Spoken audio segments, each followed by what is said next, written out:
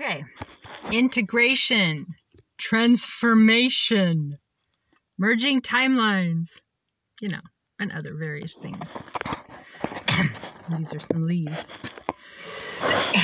That's I think I'm fine. I don't know if this is appropriate, but we'll just look at the leaves for a little bit. Okay, so Spirit had me do this exercise in perception. Okay, so take an event in your life, a relationship, a family reunion, something in high school, sports, anything at all in your whole life, okay? And it might not have set well with you then, maybe even things that you think are happy memories, but in general, like something that you may not think was so happy. I'm cracking myself up. And take a different perspective. So look at the situation, the event, whatever it is, through the eyes of the other people.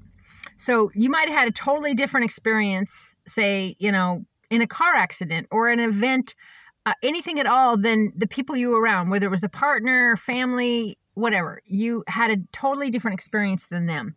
And you've had a discussion where they're like, no, I remember it this way. So look at it the way they remembered it. Look at a situation through the eyes of the other person's experience to the best of your ability.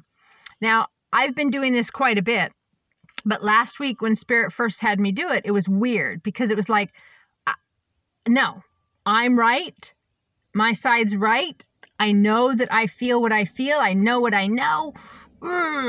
Okay, even though I preach and teach, there's no facts, there's no truth, there's only subjective perspective. In other words, there's only what you experience.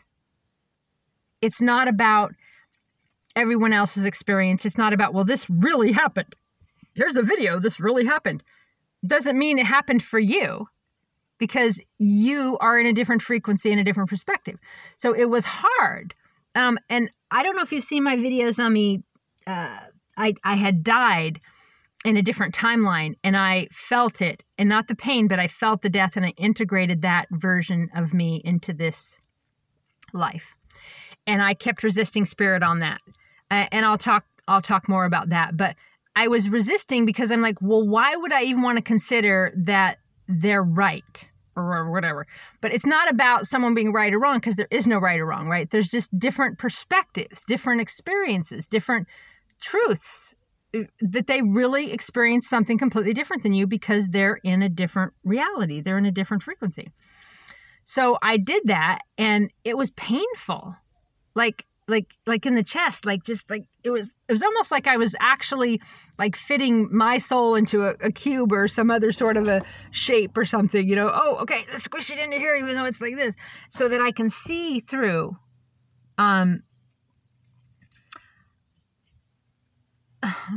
Spirit just showed me some other stuff. I can't talk about everything right now, but it was uncomfortable, like I was literally physically fitting into a different body. And I was looking at the situation through the other people's eyes and what they experienced and going, now go ahead and assimilate that their version of the event, whatever it is true. And I kind of struggled with it, but I was like, okay, because it doesn't really matter which version is true because there's no truth, right? There's what you prefer, what you don't.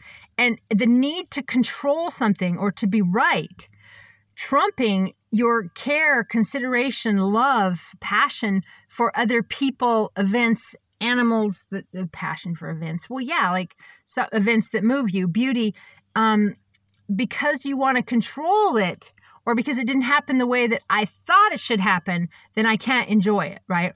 So Spirit teaching me to enjoy, not enjoy, whatever, but just to feel it through the other person's perspective. And I did.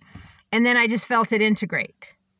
And it's interesting, when I integrate timelines, I get like serious bloat, like out of nowhere, just my body, like I'm going to be a balloon, like untethered, like maybe I untethered from one timeline and I'm into another one. And so what we're doing is we're perfecting the lens of perception. So by me looking at things from as many angles as I can imagine, as many different people in the room, but emotionally charge things, like look at things through the way that X's might have thought they saw it, and be like, okay, well, let's look at their truth. I don't believe it. I didn't see it that way, didn't experience it that way, but let's pretend I did, and let's just look at it as a possibility. Because, I know it's the Bashar teachings and a lot of other teachings out there about, I forgot. But we experience things from all sorts of different...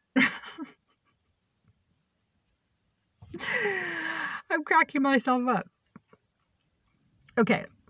I completely forgot that thought. I will tell you that later. But timelines. We're perfecting perception by looking at everyone else's different version of the thing. I know the teaching is like that. Nothing is good. Forgot it as soon as it came into my head. Quit saying you know it. Okay. You don't want, because you choose one thing, you don't want to invalidate the other thing. So say if you love, you got a choice between blueberries and strawberries. I got to talk fast before I forget it. You don't want to say, so you prefer blueberries. You really like them. You love them. So you're like, I prefer the blueberries.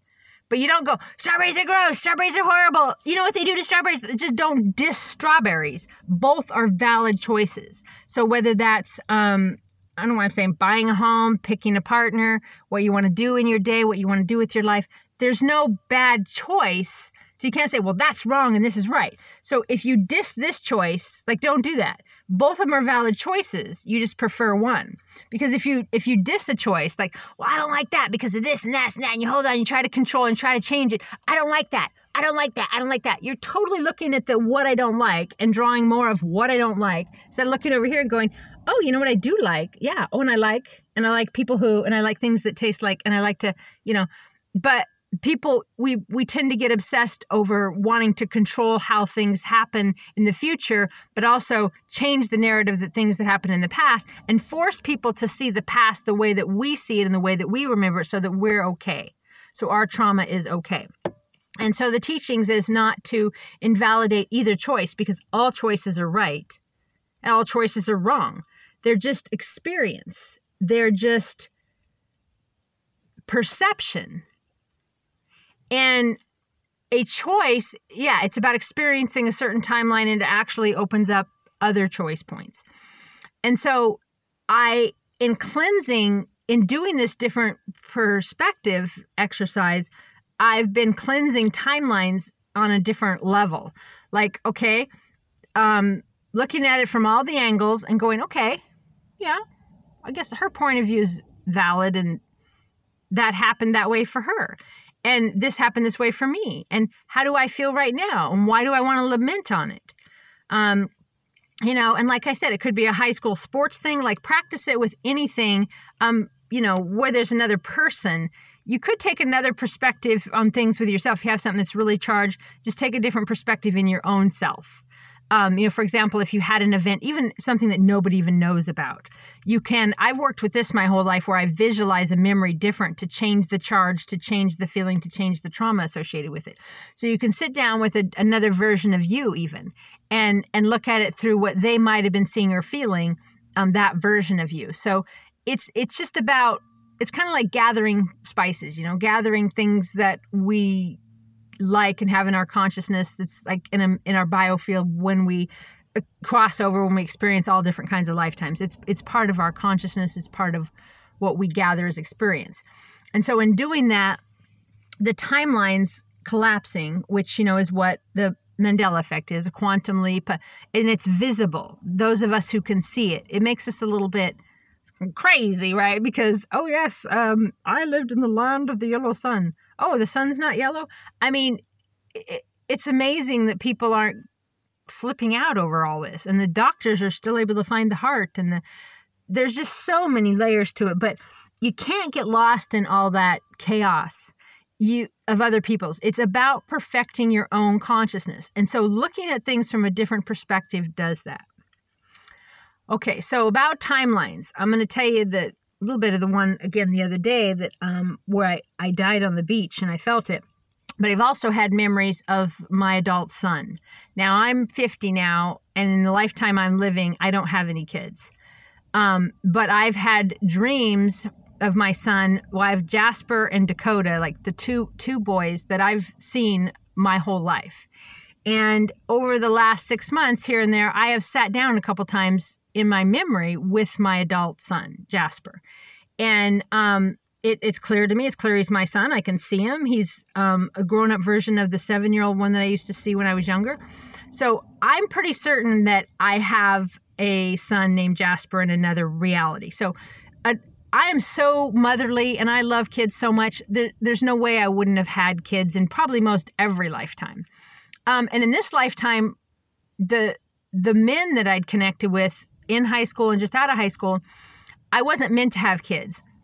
And I wanted to, but as I got to the other side of stuff and looked back, the only reason I was able to be, and I don't care what anybody thinks, a superhero, okay? I'm not, I was never,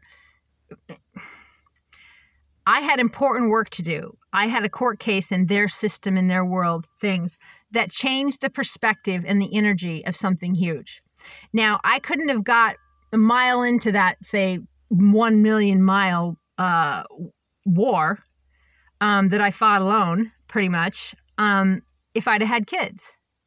Because they take your kids, they put them in social services, they lock you up, my fight I couldn't do if I had a traditional job, a government job, if I was a lawyer, if I had any sort of licensing they could have taken away or attacked, or if I had kids. And so I trust that this lifetime, what I was meant to do was outside of that.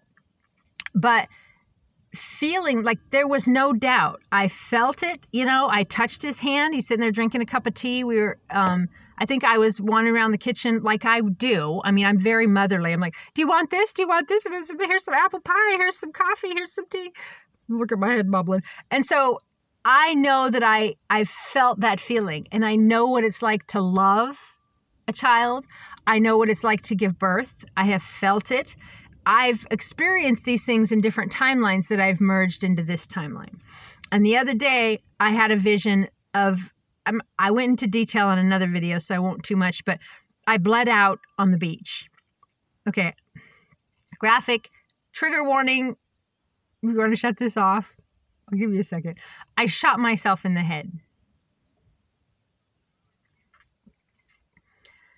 So I was laying in the back and I was meditating, and I saw this vision of me on the beach with a gun in my hand. And I felt it. I felt the bullet go in, and I stopped. I'm like, Spirit, this is weird. Like, I'm not suicidal. I'm like, I don't want to even see it. Spirit's like, see it. Just look at it and just feel it. And I've had this before. I have been in a car and went over an embankment and sank in the water. I had this in early in my 20s, and the gal next to me I knew, and I knew we didn't die.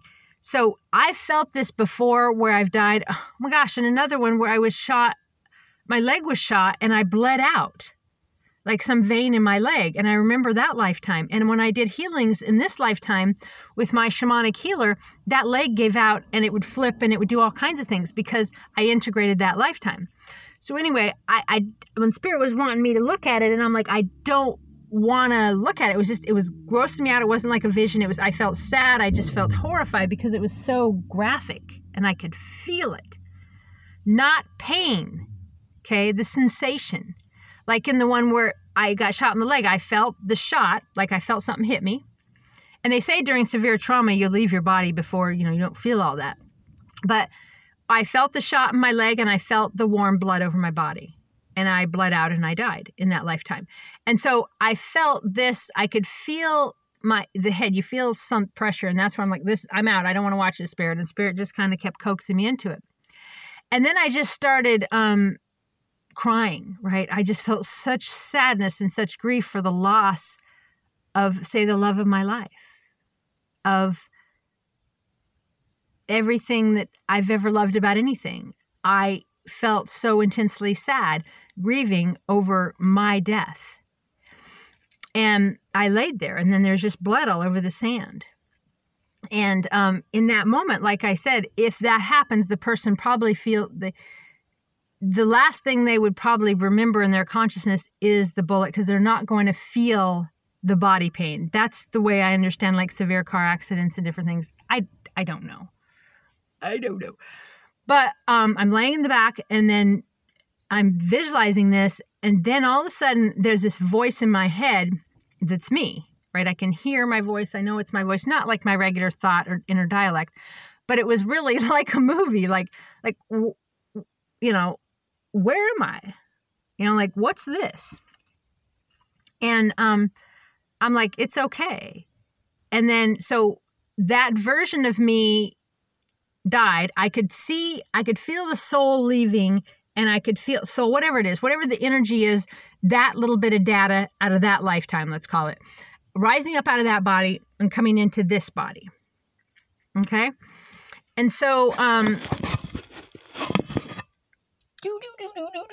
why are you moving it? Why you ask so many questions? I could feel, okay, so I felt that data come into me, and then I feel this voice of like, well, where am I? And I'm like, it's okay.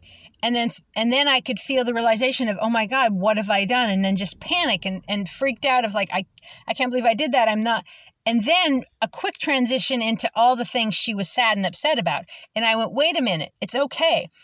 I'm like, you were meant to kill yourself. You were meant to experience that and to feel that, for the integration of that lesson for the whole, and for Source to experience that. Say, we've done it all. Every single one of us have done all facets of all things. And I was telling the voice, it's okay, you know, and it's like, oh my God, I've killed myself. Like, it was the realization. And I'm like, it's okay. You need to experience that. It's okay. We needed to. You're all right. Just relax. And the more I relaxed the voice that was me, like I was comforting another person, which was me, I could feel it. You could only liken it to like two liquids together or whatever, but perfect. Like, let's say water within water, like the exact same whatever. And I would just relax, and I could feel the data, the soul, the energy, whatever it was, just integrating into me and into me. And the voice was more and more integrated into mine. And then it was just calm and relaxed. And it was like, it just kind of rolled in, like you roll in butter, like in a dough, like, and it was just part of me. I had integrated that lifetime. I had integrated all of the pain and the loss and the abandonment and the suffering and the survival and the crying and the pain of that version of me in that lifetime. I had integrated into this version of me. And I've done that with many different things that one couldn't say I necessarily experienced in this lifetime right here, according to them. And so that's what I've been doing. Integration. Letting things come up and integrate them. And, you know, and don't beat myself up about things. And it's important to stay in a high vibe energy. And when something's pestering you, you know, rip the Band-Aid off, create a tower moment, face it, you know, go, hey, okay, here it is, clear it up, face it. And then you might grieve, and you might just cry and howl and sleep and whatever, or just walk it off, right? But then on the other side of that, you're a different frequency, and then you draw to you the life that you really want. And so this is the integration that I've been working on. And I'm going to post this on the Mandela Effect sites because that's the point. You know about the Mandela Effect. You're awake, as they say. So you can see the different realities, and you can see the different versions of yourself, right? But your more dominant self is this one. So you remember different ways life used to be, but you don't necessarily remember a version of you in all of them. So like the lion and the lamb, for example, I remember it as the lion and the lamb. I know people that remember it as the wolf and the lamb. So logic would tell you that they're from this reality. I know there's billions a second and whatever, but logic would tell you they're from this reality and I'm from a different reality, because I don't have a memory of wolf and lamb and lots of other different things. I don't have that memory. I brought a different memory to this place. And so whatever version of that person was in my former life, or version of me, didn't come into this life. Or this is the best version of them. So it's all about timelines collapsing and not freaking out over the Mandela effect, because I'm going to do videos on that, about it, ruining lives and freaking out and what do you do and oh my God. But once you know that you can shift realities, it's all about perfecting your own frequency. And so in order to do that, sometimes you will feel and sense other lifetimes and other timelines. And I guess that's the end of that topic. It's never the end, right? If you have any questions, reverendcrystalcox@gmail.com. And if you'd like to donate to our ministry, it's bbgoddesschurch@gmail.com is my PayPal, my church PayPal. It's a 501c3, something like this. And it's not easy work, folks. Nobody else matters outside of you, because you're projecting a different version of them all the time anyway.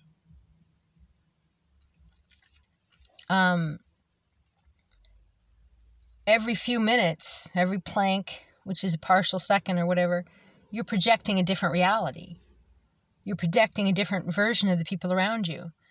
It doesn't really even do any good. I mean, it does good to work things out through people, but really you're just releasing your own programming and your own traumas and your own things, and reaching towards contentment and joy and peace. And if you've already found contentment and joy and peace, then just live it, and just be. So many people that have seen the Mandela effect are like, well, I don't know, what do I do about it now? What is there to do about it? And the only thing there is to do is to keep folding timelines in to this now moment by being present in what you feel in this now moment. Now.